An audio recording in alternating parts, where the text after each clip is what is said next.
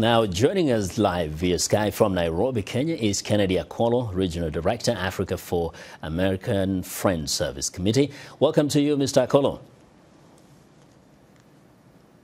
Do you hear me? Thank you so much, Victor. Yes. I'm happy to be here with you. You're welcome. Now, we've been talking quite a bit about the United Nations and to what extent it serves the interests of Africa or it's even relevant to the continent. Now, what's your take on that? Some people feel like there hasn't been as much of benefit belonging to the United Nations and even having interactions with the United Nations.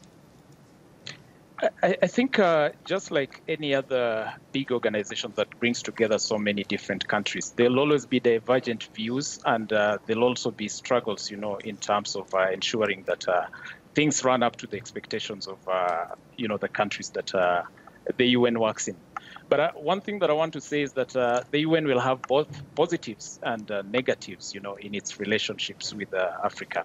And the thing that I want to talk about in terms of the positives is, again, let's not look at the UN in a generalized ways.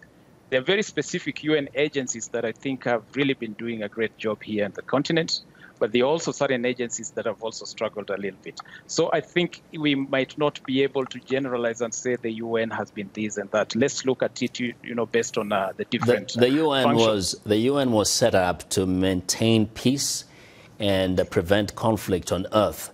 Now, some have said that whatever they do on the side, which is good work, whether it's serving the area of health and many other areas of life, those are like putting off fires. But the main purpose was to maintain peace. And if you don't have peace across the continent, you'll always have to deal with all these other problems, which in the first place wouldn't be issues. Why can't the UN manage to maintain peace on the continent of Africa? Victor, you cannot look at peace, in isolation of everything else. And we must appreciate that there are also peace dividends. So we cannot say that we're going to address peace if we are not going to put food on the tables of the people on the continent. We are not going to say that we are going to address peace if we are not going to address issues of unemployment for the youth on this continent. We are not going to say that we are going to address peace if the continent is not healthy, people are not economically empowered. So all I'm saying is this. Yes, sir. All I'm saying is this. Let us look at peace in the mix of everything else and not look at it in isolation of everything else. There are also peace dividends. But, people will tell you that, you can't put food on the table of over a million South Sudanese who have to run away from their country and stay as refugees in refugee camps. You cannot put food on the table on unstable regions of the DRC, which has gone on for years and years. So critical is having peace, stability, yes, and then you can now take care of the other things. I totally agree, Victor. But what is it that causes these people to flee from their countries? And what is this that is disrupting peace? It is all these things. It's about exclusion. It's about governance. It's about ethnicity. All these things come to play, to create those conditions that bring about conflict and then make people flee.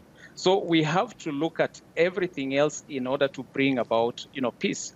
It is important that for us to be able to have lasting and sustainable peace and not just look at a situation where there's an absence of conflict.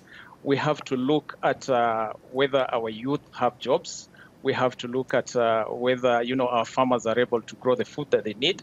And there's so many things that are coming to play, including what my colleagues, I think, have been talking about around external interference, around governance issues on the continent. So let's look at it in a bigger picture, in a holistic way. I think if we look at the SDGs, for instance, of course, it's very critical that right now SDG number 16 specifically addresses matters around peace. But we have to look at everything else falling into place to ensure that we are able to sustain this peace. Before I let you go, if you had just one message to give to the leaders of this world, how do you think the African Union or African nations could interact in a more beneficial way with the United Nations in order to resolve most of the problems of the continent? One of the things that I want to say, Victor, is that people have to appreciate that today's problems are very complex. And today's problems affect all of us. And it's really difficult for one section of society to be able to address the issues that we have right now globally. These would include issues like violent extremism. It include things like, health issues. All those things, we have to come together as the world, to be able to address them.